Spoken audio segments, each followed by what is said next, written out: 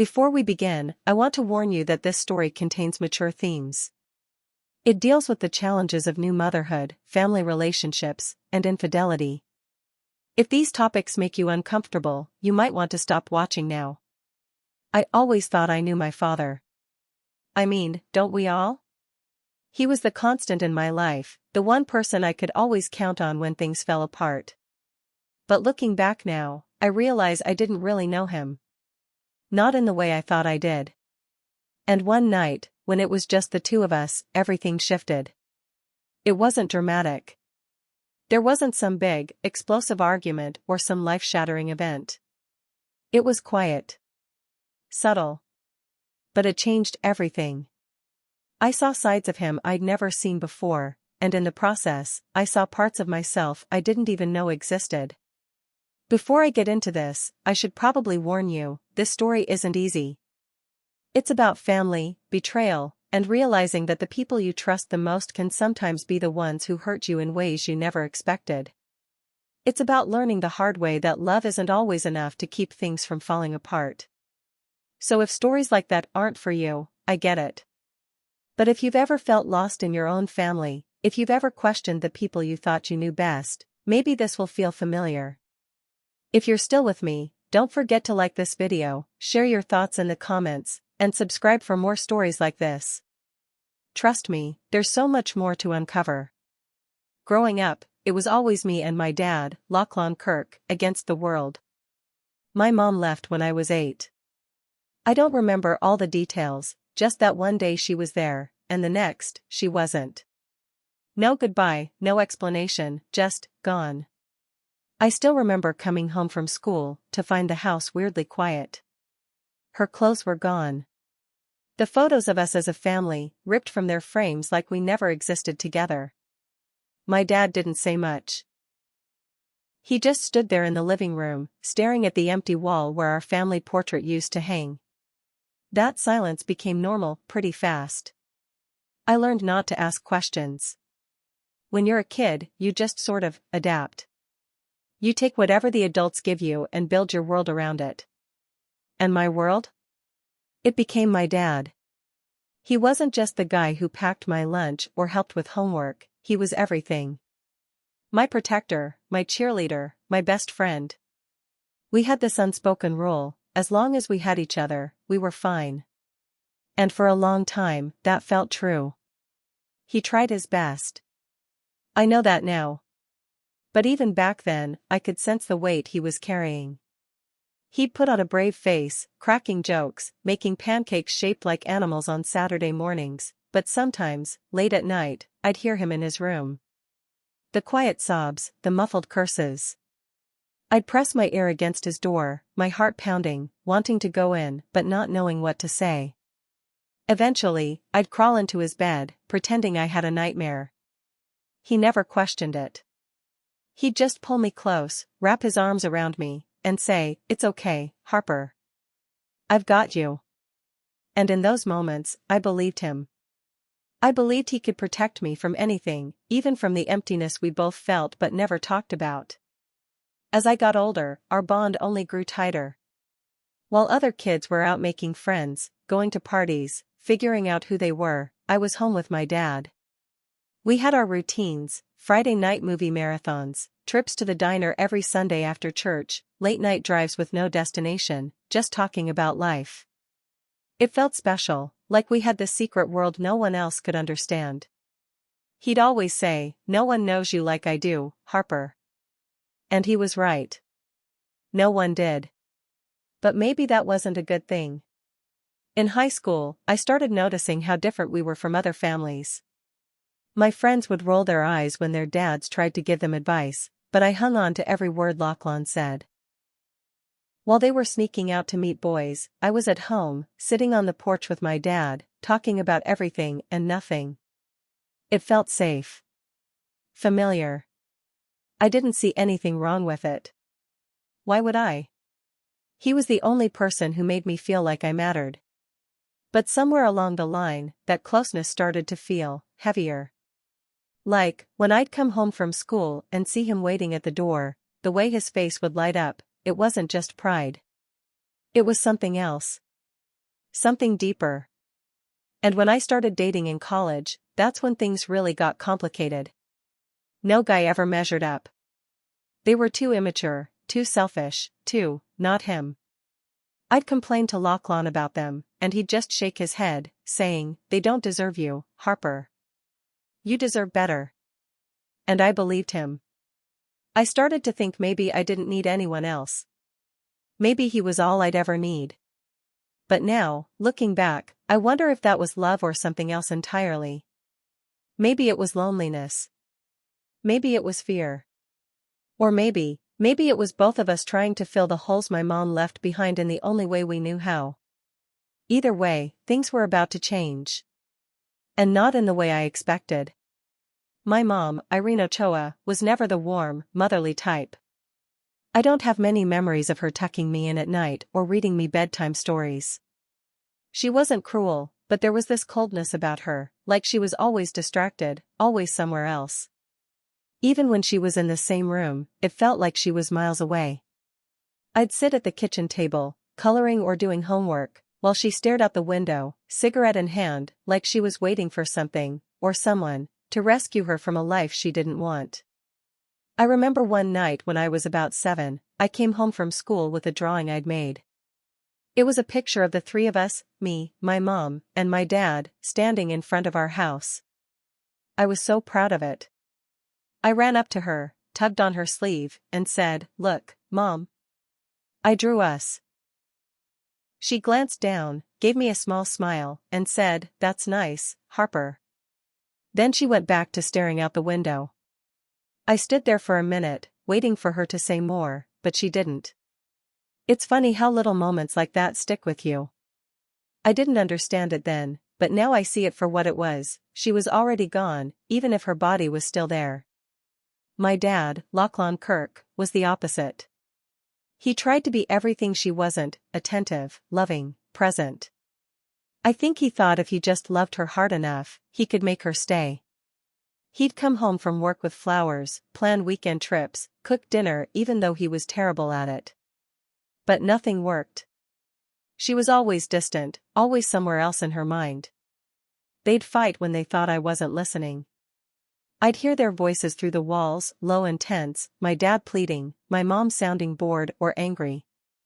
"You don't love me, Lachlan," she'd say. "You just love the idea of me." Then one day, she was gone. I was 8 years old. I came home from school, and the house felt different. Too quiet. I walked into the living room, and all her things were gone. The photos of us as a family were missing from the walls. I found my dad in the kitchen, sitting at the table with his head in his hands. I asked him where Mom was, and he just looked at me with these tired eyes and said, "She's not coming back, Harper." That was it. No explanation, no comforting words. Just the cold, hard truth. After that, it was just me and him. We never really talked about her again. It was like we silently agreed to erase her from our lives. But even though we didn't say it out loud, the emptiness she left behind was always there. And in that emptiness, me and my dad got close. Maybe too close. At first, it felt natural. He stepped up in ways I'll always be grateful for. He was at every parent-teacher conference, every school play, every soccer game. When I had nightmares, I'd crawl into his bed, and he'd hold me until I fell asleep. It felt safe. It felt like home. But as I got older, that closeness started to feel heavier. When I was about 13, I started noticing how different our relationship was compared to my friends and their dads. My best friend, Lily Booker, used to roll her eyes whenever her dad tried to give her advice. But me? I hung on every word Lachlan said.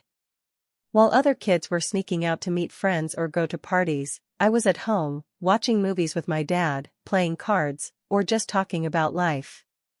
And for a long time I thought that was normal. I thought it was special. I felt lucky. But looking back now, I can see the cracks that were already there. Little moments that should have set off alarms, but didn't. Like the time I brought home a photo from a school dance when I was 16. I was standing next to this boy I had the biggest crush on, smiling like an idiot. My dad stared at the picture for a long time, his jaw tight, before finally saying, "He's not good enough for you." I laughed it off at the time, thinking he was just being protective. But the look in his eyes? That wasn't just a dad worried about his daughter. There was something else there. Something I didn't have the words for back then. College was supposed to be my chance to break away, to figure out who I was without him. But it didn't work out that way. I'd call him every day, telling him about my classes, my professors, the people I met. And he'd listen like I was telling him the most important stories in the world. I didn't even realize how much I relied on those calls until I missed one, and he left this long, worried voicemail asking if I was okay. That kind of attention felt good, until it didn't. I remember one weekend during my sophomore year. I'd come home for a break, and we were sitting on the porch, watching the sunset. There was this comfortable silence between us, the kind that feels safe, like you don't have to fill it with words. And then out of nowhere, he said, "I don't know what I'd do without you, Harper." It should have felt sweet. It should have made me feel loved. But instead, it felt like a weight pressing down on my chest. I didn't know why at the time, but now I do. He wasn't just saying he loved me. He was saying he needed me in a way that went beyond normal father-daughter stuff. And the worst part? I needed him that way, too. I think we both used each other to fill the holes my mom left behind. It wasn't intentional, and it wasn't obvious at first. But over time, the lines between love and need, between family and something else, started to blur. And by the time I realized how deep we were in, it was too late. We were each other's emotional crutch, holding each other up while everything around us was falling apart. I wish I could tell you there was one big, defining moment that changed everything between me and my dad. But the truth is, it was more like a slow drip. Little things piling up over time until suddenly, you're standing in the middle of a mess you didn't even realize you were making. But if I had to pick a moment when things really shifted, it would be the weekend I came home after breaking up with my boyfriend, Maximus Espinoza. We'd been dating for almost a year, and for a while, I thought he might be the one. He was sweet, funny, and he made me feel like maybe, just maybe, I could have a life outside of my dad. But like every relationship I'd ever tried, it eventually fell apart. And this time, it wasn't just the usual "we grew apart" or "it wasn't working out." It was messy. Ugly. He cheated on me with some girl from his art class. I found out through a mutual friend, and when I confronted him, he didn't even deny it. Just shrugged and said, "I guess I'm not cut out for serious stuff." I packed my bags that same night and drove straight home. I remember the drive like it was yesterday. My hands were gripping the steering wheel so tight my knuckles turned white. The radio was off. All I could hear was the sound of my own breathing, shaky and uneven. I didn't even call my dad to let him know I was coming. I just showed up on his doorstep at 2 in the morning, my face streaked with tears, my heart feeling like it had been ripped out of my chest. He opened the door in his pajama pants and an old t-shirt, his hair a mess, eyes bleary with sleep. But the moment he saw me standing there, something in his face changed. His whole body tensed, like he could feel my pain, before I even said a word. Without asking any questions, he pulled me into his arms and held me tight, like he was trying to squeeze all the broken pieces back together. I don't know how long we stood there in the doorway, but it felt like forever. And in that moment, I didn't care about anything else. I was home. I was safe. Pause, softer tone, we sat on the couch for hours that night. I told him everything, how Maximus had lied to me, how stupid I felt for trusting him, how I should have seen the signs but didn't. And my dad just listened, his arm around my shoulders, nodding in all the right places. He didn't say, "I told you so," even though I knew he wanted to. He just let me vent, let me cry, let me fall apart. And when I was done, he looked me in the eyes and said, "You deserve better than that, Harper. You've always deserved better." I don't know why, but those words hit me harder than anything Maximus had said. It wasn't just the words themselves, it was the way he said them. Like he really believed it. Like no one in the world could ever be good enough for me except him. Long pause. The next day, I tried to shake it off. I told myself I was just being emotional, that I was reading too much into things.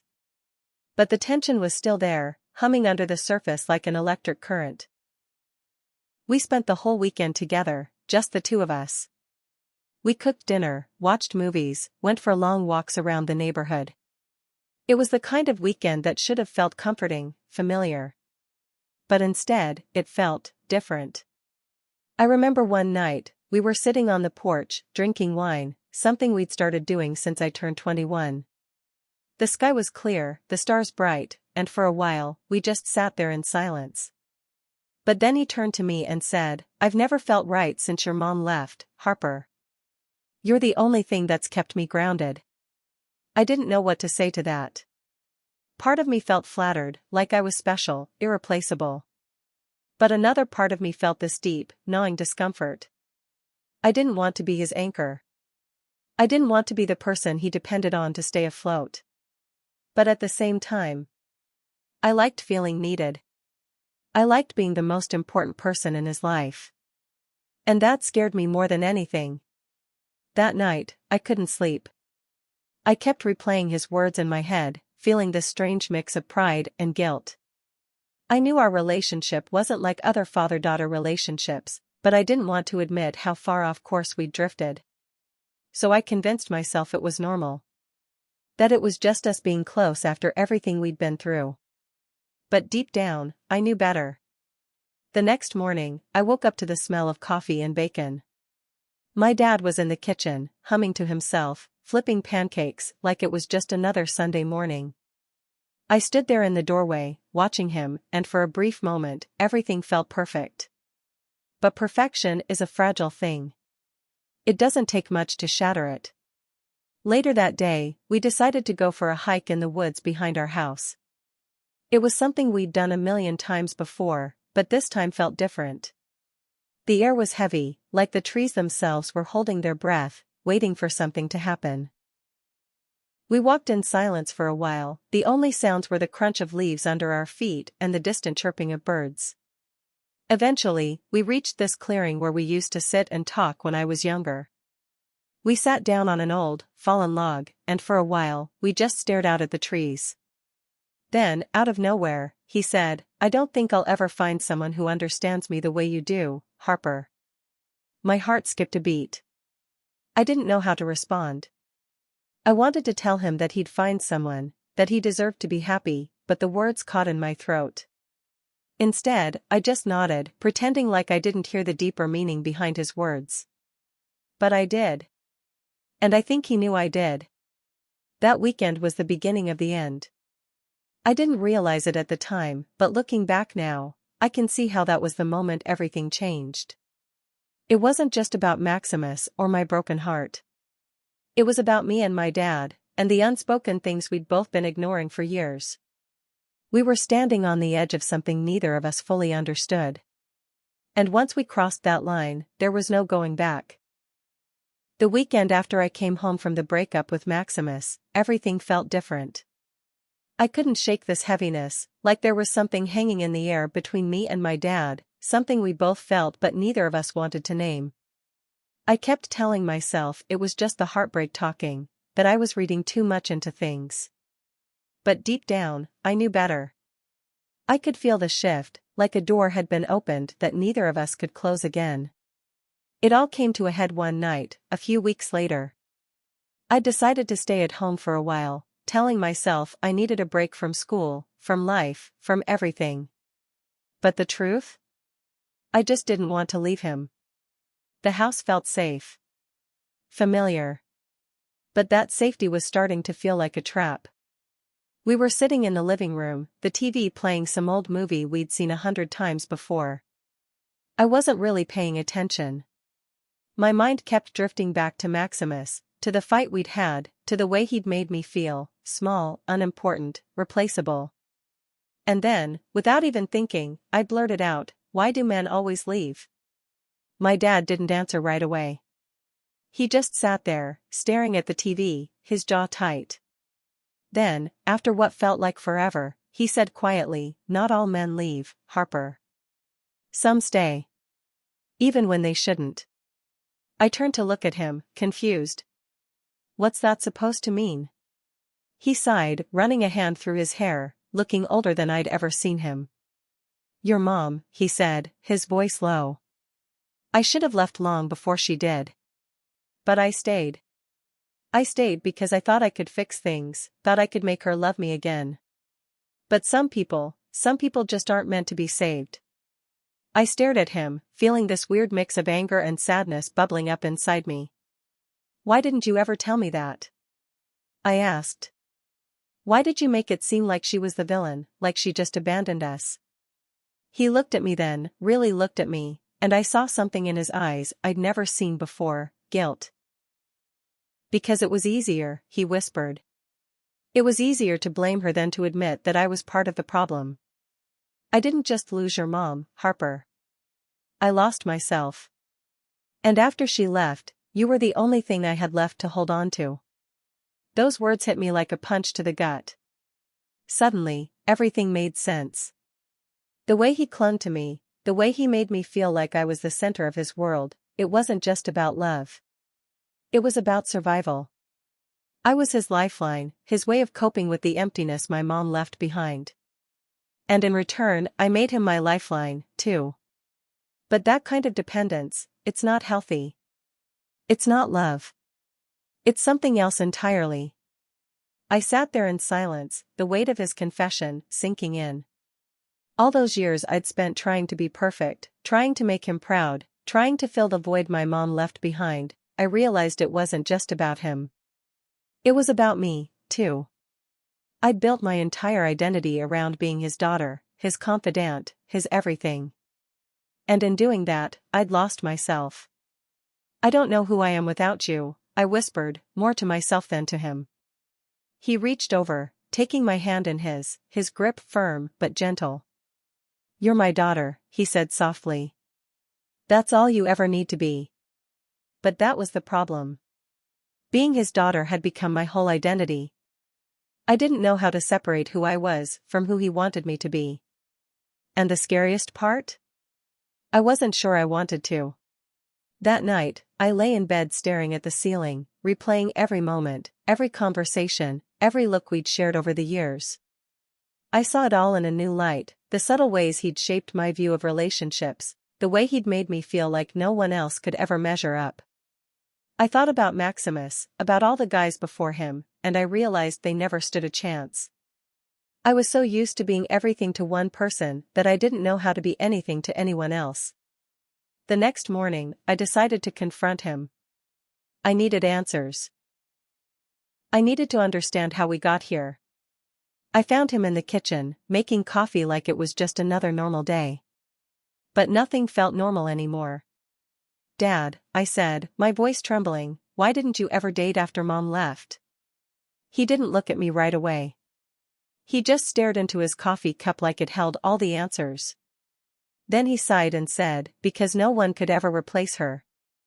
And after a while, I stopped wanting anyone else. I had you."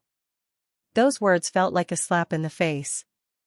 "That's not fair," I whispered. "I'm your daughter, not your partner." He finally looked at me then, his eyes filled with something I couldn't quite name. Regret? Sadness? Maybe both. "I never meant to put that on you, Harper," he said quietly. I didn't know how to be alone. And that was the truth of it. Neither of us knew how to be alone. We'd built our lives around each other, filling the spaces my mom left behind with a bond that had grown too tight, too complicated. And now, we were both suffocating under the weight of it. "I need space," I said finally, my voice barely above a whisper. "I need to figure out who I am without you." He didn't argue. He didn't beg me to stay. He just nodded, his eyes shining with unshed tears. "I understand," he said softly. "But no matter what, I'll always be here when you need me." And for the first time in my life, that didn't feel comforting. It felt like a promise I wasn't sure I wanted anymore. Leaving wasn't easy. You'd think that after everything I realized, walking away would feel like freedom, like a weight finally lifted. But it didn't. It felt like tearing off a part of myself, like I was leaving behind not just my dad, but a version of me I didn't know how to live without. For so long, I'd been his daughter first and everything else second. Stepping outside of that role felt like stepping into a void. The first night in my new apartment, I just sat on the floor, surrounded by unpacked boxes, staring at the walls. It was quiet, too quiet. I'd spent years craving independence, thinking I was ready to figure out who I was outside of him. But in that silence, all I felt was emptiness. I kept reaching for my phone, tempted to call him, to hear his voice, to feel that familiar comfort. But I didn't. I couldn't. I started therapy a few weeks after I moved out. I didn't even know where to begin when I sat down in front of my therapist, this woman with kind eyes and a notebook balanced on her lap. She asked me why I was there, and I just froze. How do you explain to someone that the person you love most in the world might also be the person who's holding you back? How do you untangle years of blurred boundaries and emotional dependence? I told her about my dad. About how close we were. About how he was my everything after my mom left. And as I spoke, I could hear the words coming out of my mouth, but it felt like I was telling someone else's story. She listened quietly, nodding in all the right places, and when I finally stopped talking, she said something that stuck with me. "It sounds like you and your father were both trying to fill the same void," she said gently. But sometimes, the people we lean on for support can become the very thing that keeps us from standing on our own. That hit me harder than I expected. I'd spent so long believing our closeness was something special, something good. But what if it wasn't? What if it was just two broken people holding on to each other because they didn't know how to be whole on their own? The more I unpacked in therapy, the more I realized how much my dad's influence had shaped my life. Every decision, every relationship, every part of my identity was tangled up in who he wanted me to be. I thought I was making choices for myself, but really, I was just trying to live up to this version of me that existed in his eyes. And when I failed, when relationships fell apart, when life didn't go the way I planned, I felt like I was letting him down more than I was letting myself down. But with that realization came anger. Anger at him for making me feel like I was responsible for his happiness. Anger at myself for letting it happen. I started replaying moments from my childhood, seeing them through a new lens. The way he'd brush off my friendships, saying those people weren't good enough for me. The way he'd make subtle comments about the guys I dated, planting seeds of doubt until I believed no one could ever measure up. It wasn't just love. It was control, wrapped up in affection and praise. I remember one therapy session in particular. I was talking about a memory from high school. This time I got invited to a sleepover at Lily Booker's house. I was so excited, packing my bag, talking about all the things we were going to do. But when I told my dad, he got quiet. He didn't forbid me from going, but he made this offhand comment like, "I thought we were going to have a movie night." Just like that, I felt guilty. Like spending time with my friends meant betraying him. So I unpacked my bag, made up some excuse to Lily, and stayed home. At the time, it felt like the right thing to do. But now? I see it for what it was, a pattern of guilt and obligation that kept me tethered to him long after I should have been building my own life. But therapy wasn't just about pointing fingers. It was about understanding. My dad wasn't a bad person. He wasn't trying to hurt me. He was just lost, the same way I was. After my mom left, we both clung to each other because it was the only way we knew how to cope. But that kind of dependence, it comes with a cost. And sooner or later, someone has to pay for it. I started writing him letters, not to send, but just to get the words out. Letters filled with all the things I couldn't say out loud. I wrote about the good times, the happy memories, the things I'd always be grateful for. But I also wrote about the ways he'd hurt me, the ways our relationship had kept me from growing into the person I needed to be. It was like peeling back layers I didn't even know were there, confronting truths I'd buried for years. One letter stands out in my mind. I wrote, "Dad, I love you. But I can't be your everything anymore. I need to be my own person, even if that means letting go of the version of me you've always held on to." Writing that felt like a release, like I was finally starting to let go of the guilt, the anger, the confusion. I was starting to make peace with the fact that love isn't always enough to fix what's broken. Months passed before I felt ready to see him again. We'd exchanged a few texts here and there, quick updates, polite check-ins, but I kept my distance. I needed that space. I needed to figure out who I was without his voice in my head, without the weight of his expectations on my shoulders. And slowly, I started to feel like myself. Not the version of me that existed for him, but the real me.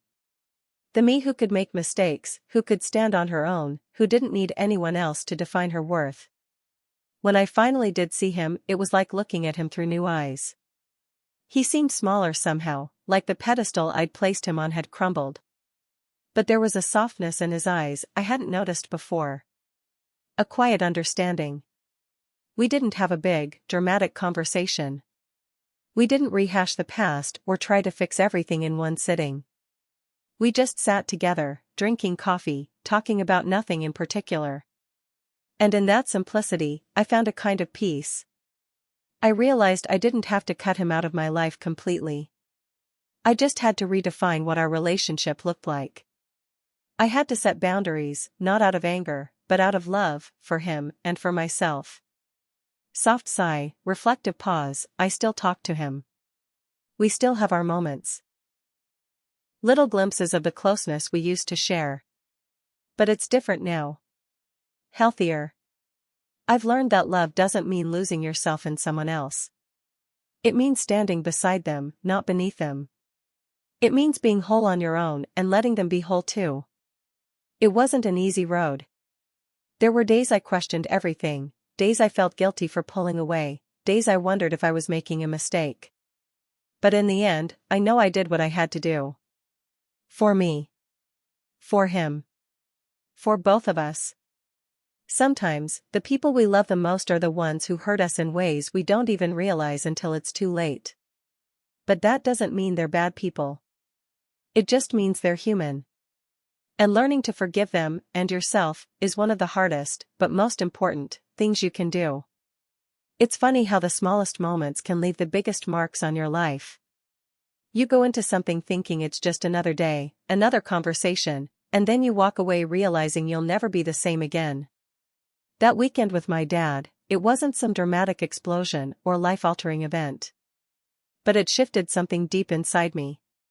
It forced me to see the truth about our relationship, about myself, and about the way I'd been moving through the world. I used to think love was about closeness, about being everything to someone, and them being everything to you. I thought that's what made relationships strong. But now I know that's not love. That's dependency. Real love, healthy love, comes with boundaries. It comes with space to grow, to breathe, to be your own person. And I never understood that until I stepped back from the one relationship that had defined me for so long. After I moved out, there were days when I felt completely lost. I'd catch myself reaching for my phone to call my dad about the smallest things, what to cook for dinner, how to fix a leaky faucet, even just to hear his voice. And every time I stopped myself, it felt like I was betraying him. Like I was betraying the bond we'd built. But over time, that guilt started to fade. I realized that stepping back didn't mean I loved him any less. It just meant I was learning to love myself more. Therapy helped me see things clearly. It forced me to confront the uncomfortable truths I'd been avoiding for years. I learned that it wasn't just about what my dad did or didn't do, it was about how I allowed those dynamics to shape my life. I'd spent so much time trying to be what he needed that I never stopped to ask myself what I needed. And that realization was both terrifying and liberating. One of the hardest things I had to accept was that my dad wasn't perfect. I'd spent years putting him on a pedestal, seeing him as this unshakable figure in my life. But he's just a person, a flawed, complicated, human person. And that's okay. It doesn't erase the good memories, the love we shared, or the ways he supported me. But it also doesn't excuse the ways our relationship held me back. Recognizing that balance, holding space for both the good and the bad, was one of the most important lessons I learned. There was a point where I thought I'd have to cut him out of my life completely to move forward. But I realized that wasn't the answer. It wasn't about severing ties, it was about redefining them. Setting boundaries, not walls. I needed to create space where I could be my own person while still loving him for who he is, not who I wanted him to be. We still talk. We still share stories, laugh about old memories, and check in on each other. But it's different now. Healthier. I don't feel that suffocating need to be his everything, and I don't feel like I'm carrying the weight of his happiness on my shoulders. I've learned to let go of that responsibility. And in doing so, I found a version of our relationship that feels more honest, more balanced. But more than anything, I've learned to love myself. For the first time in my life, I'm not defining my worth by how much I mean to someone else. I'm not measuring my value by how much I can give or how tightly I can hold on. I'm learning to be okay with being alone, with standing on my own 2 feet. And that's a kind of freedom I never knew I needed. It wasn't easy getting here. There were days I wanted to give up, days I wanted to run back to the comfort of the life I knew. But growth isn't supposed to be easy. It's messy and painful and confusing. But it's also beautiful. It's about peeling back the layers, confronting the parts of yourself you'd rather ignore, and finding the strength to keep going even when it hurts. Looking back, I can see how much that weekend with my dad changed everything. It forced me to face the reality of our relationship, to see the unhealthy patterns I'd been blind to for so long. But more than that, it forced me to face myself. To ask the hard questions, to sit with the uncomfortable answers, and to figure out who I am outside of the roles I've been playing for so long. I still have a long way to go. I'm still figuring things out, still learning what it means to love and be loved in healthy ways. But I'm not afraid of that process anymore. I'm not afraid of the discomfort, the uncertainty, the hard work. Because I know that every step forward, no matter how small, is a step toward becoming the person I'm meant to be. And that's the thing about change, it's rarely easy, and it's almost never neat. But it's necessary.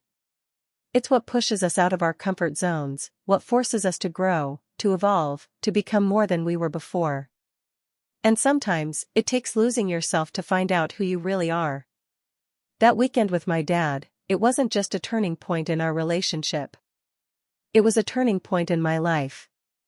It forced me to see the truth, to confront the parts of myself I'd been hiding from, and to start the hard work of becoming whole. It wasn't easy. It wasn't painless. But it changed everything. And for that, I'll always be grateful. Either way, I want to hear what you think. Tell me, what would you do if your world fell apart like mine did? How would you move forward? Let me know in the comments. And if this story made you feel something, don't forget to like, share, and subscribe for more.